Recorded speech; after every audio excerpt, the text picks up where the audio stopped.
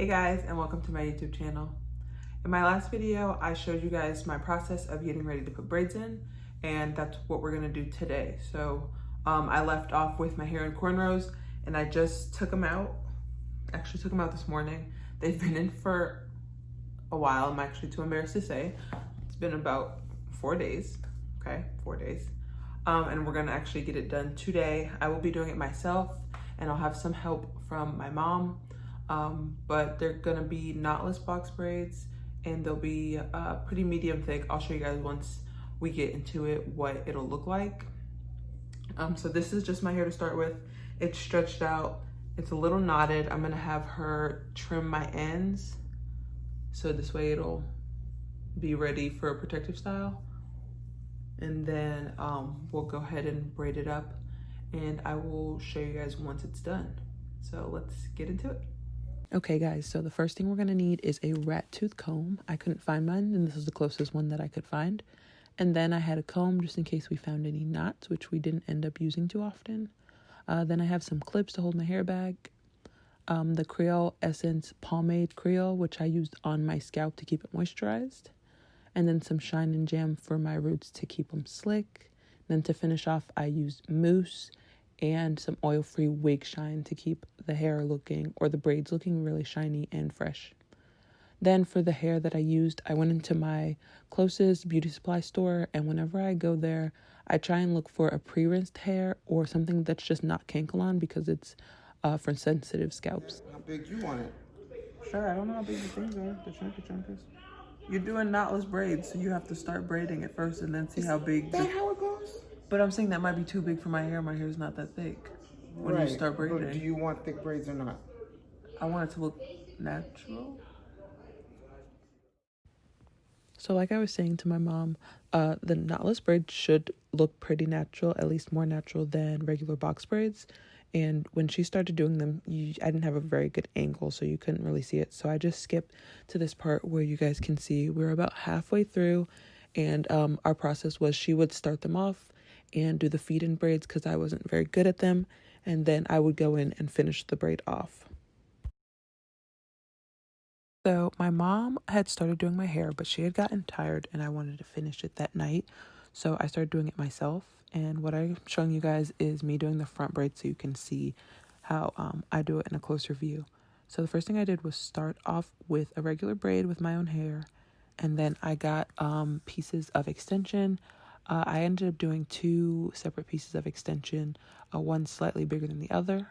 And I would add a piece to the outside of the braids and then start braiding, and then add another piece to the outside of the braids. So this way each piece had a piece of extension here.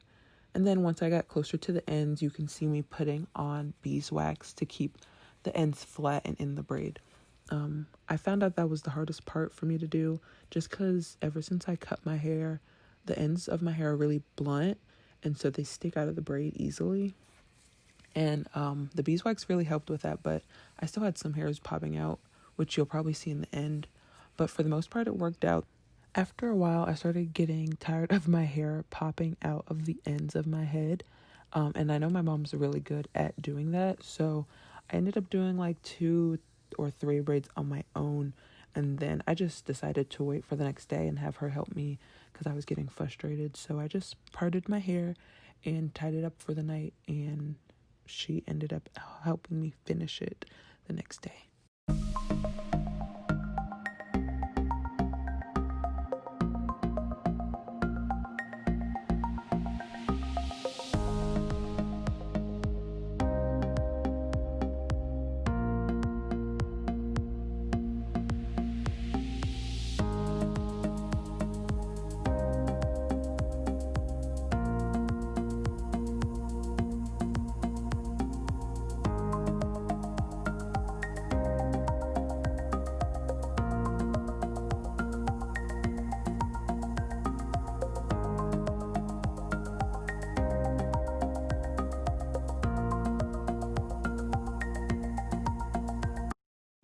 Okay guys, so here I am finishing up the last braid.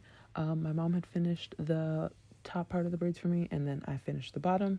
And in the next clip, what you're going to see me doing is dipping the ends of my braids into hot water, which helps seal the braids so they don't unravel. And it also makes them look really neat and clean, which I'll do a freeze frame and show you guys once I get to that part. It's like amazing how much dipping your hair makes a difference. So if you don't do that, try it next time.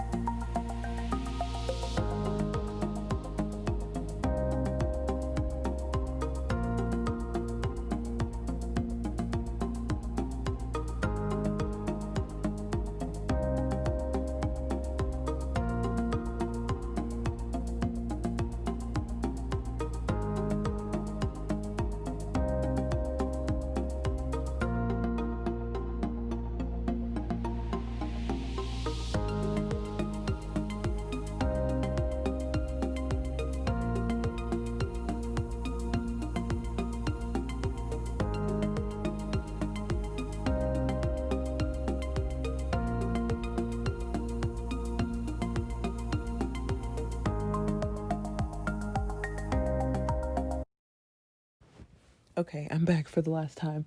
You can see me talking in this clip, but for some reason, I guess I was too excited to be stunting, and I was like singing this part. It was weird. Anyway, so my braids are done, and I went in with my mousse.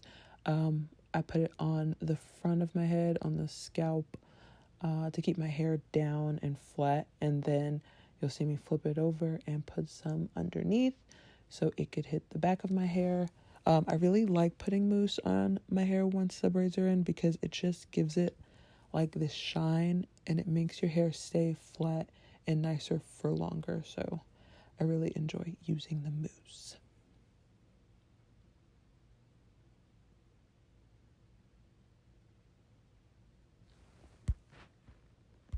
And then after the mousse, I go in with the oil-free wig shine, which just gives your hair a nice shine to it. Makes it look fresh, and I'll actually use this as a refresher too throughout my hair journey with the braids, and it also smells super good. I don't know what brand this is. I'll link it down below, but it smells amazing. And this is what we got. I like them so much. I hope that I can keep them in for a long amount of time. Also, it took about 7 hours to do. We started yesterday afternoon and slept and then finished the top part this morning. So altogether it took about 7.5 hours. And that's actually not bad. These are pretty good sized. I can't do big chunky braids on my hair because it's so short.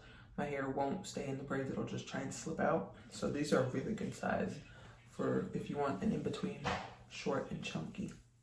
So I hope you guys enjoyed the video.